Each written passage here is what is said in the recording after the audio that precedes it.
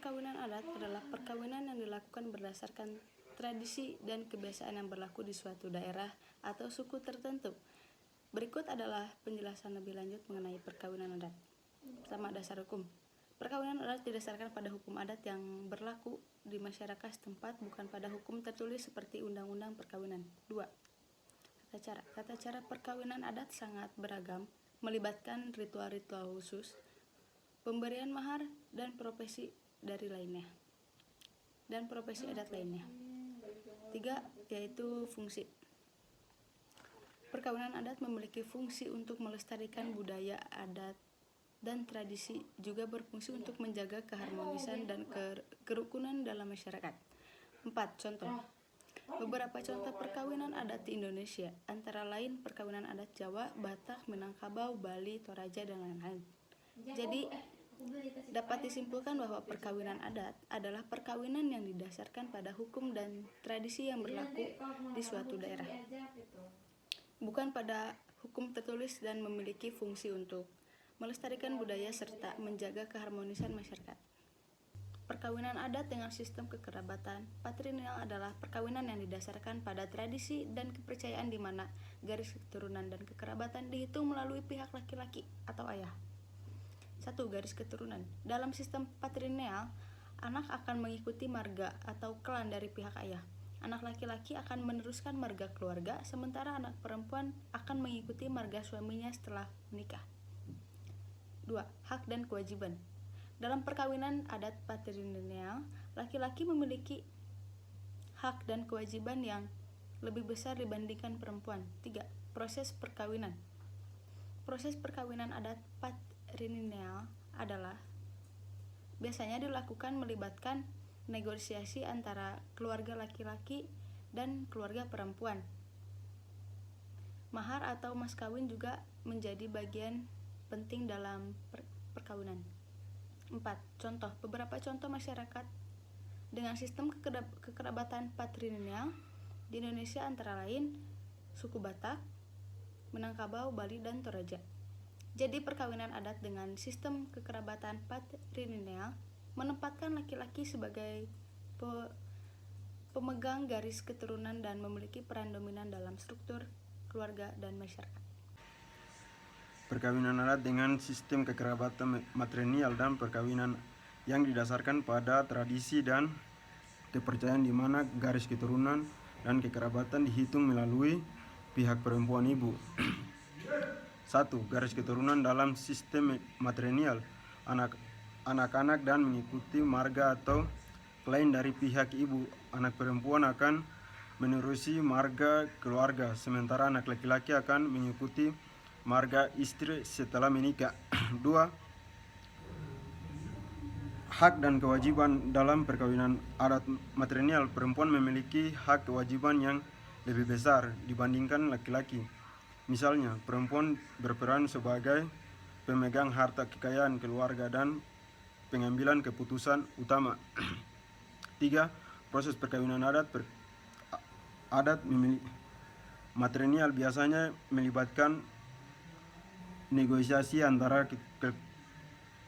antara keluarga perempuan dan laki-laki. Mahar atau mas kawin juga menjadi bagian penting dalam perkawinan. 4. Contoh. Beberapa contoh masyarakat dengan sistem kekerabatan matrilineal di Indonesia antara lain suku Minangkabau, Egenano, dan Lampung. Jadi perkawinan adat dengan sistem kekerabatan matrilineal menempatkan perempuan sebagai pemenang garis keturunan dan memiliki peran dominan dalam struktur keluarga dan masyarakat. Perkawinan adat. 1. Endogami. Endogami adalah suatu perkawinan antara etnis, klan, suku, serta kekerabatan dalam satu lingkungan yang sama. Sedangkan eksogami adalah suatu perkawinan antara etnis, klan, suku, serta kekerabatan dalam satu lingkungan yang berbeda. Macam-macam perkawinan adat. 1. Kawin lari bersama adalah perkawinan di mana kedua calon pengantin sudah saling menyetujui, tetapi karena menghindari kewajiban adat yang ada pada umumnya, yaitu mahar, Maka mereka sepakat untuk lari bersama menuju rumah bapak penghulu atau kepala adat tersebut. 2. Kawin bawa lari adalah membawa lari seorang wanita yang sudah memiliki hubungan tunangan dengan pria lain secara paksa dengan maksud untuk dinikahkan. 3. Perkawinan ngarangulu adalah perkawinan seorang duda yang ditinggal mati oleh istrinya dengan saudara almarhum istrinya. 4. Kawin ganti tikar, yaitu perkawinan seorang janda yang ditinggal mati oleh suaminya lalu menikah dengan saudara almarhum suaminya. 5. Kawin ngalindung adalah perkawinan seorang pria miskin dengan wanita kaya.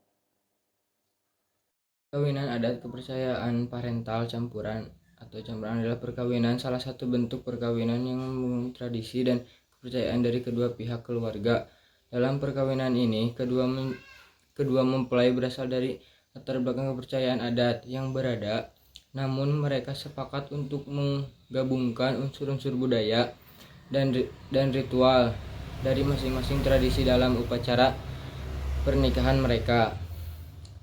Biasanya, proses perkawinan adat kepercayaan parental atau campuran melibatkan beberapa tahapan seperti 1.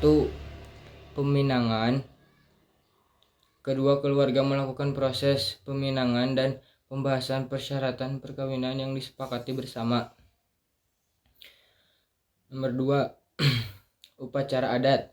Upacara perkawinan dilaksanakan dengan menggabungkan ritual-ritual dari kedua tradisi adat seperti pemberkatan, pembacaan doa, atau penyerahan mahar. 3. Resepsi perkawinan. Acara resepsi perkawinan juga menampilkan unsur-unsur budaya dari kedua tradisi seperti hidangan, pakaian adat, atau tarian tradisional.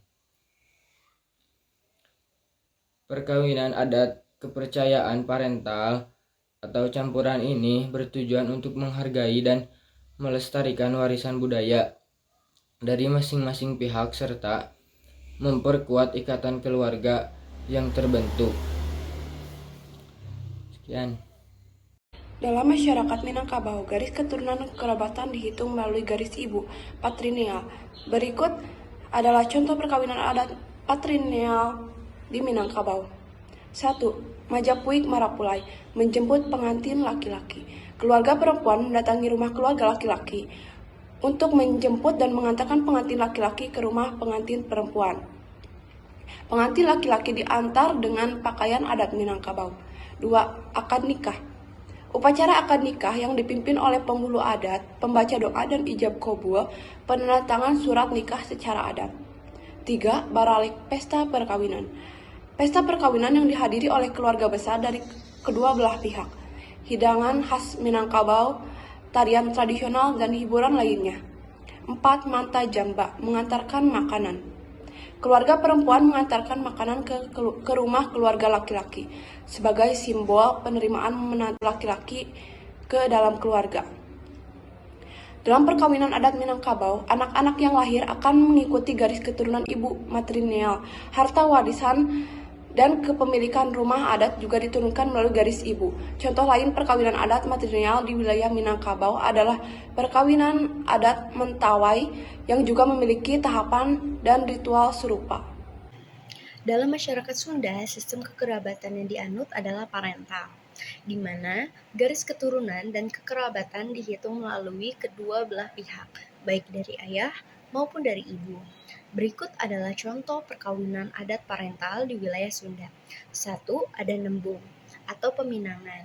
Keluarga laki-laki mendatangi keluarga perempuan untuk menyampaikan niat melamar, dilakukan juga perundingan mengenai mahar, tanggal pernikahan, dan hal-hal lain yang harusnya disepakati di tahap ini. Yang kedua, ada ngalamar atau lamaran.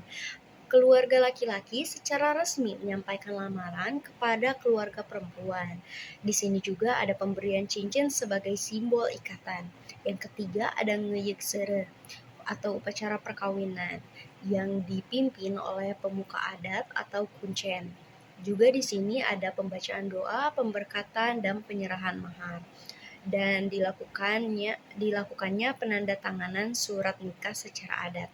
Yang keempat ada sawer atau pemberian restu dan doa dari keluarga besar kepada pengantin baru. Pemberian ini berupa beras kuning, bunga, uang sebagai simbol kesuburan dan kemakmuran. Yang kelima ada nganjang atau kunjungan keluarga. Keluarga besar dari kedua belah pihak saling mengunjungi dan bersilaturahmi sebagai bentuk penerimaan dan pengenalan keluarga baru. Dalam perkawinan adat Sunda ini, anak-anak yang lahir akan memiliki hubungan kekerabatan dengan kedua belah pihak keluarganya, baik dari ayah maupun dari ibu. Selain itu, peran dan kedudukan antara laki-laki dan perempuan dalam masyarakat Sunda cenderung seimbang dan saling melengkapi.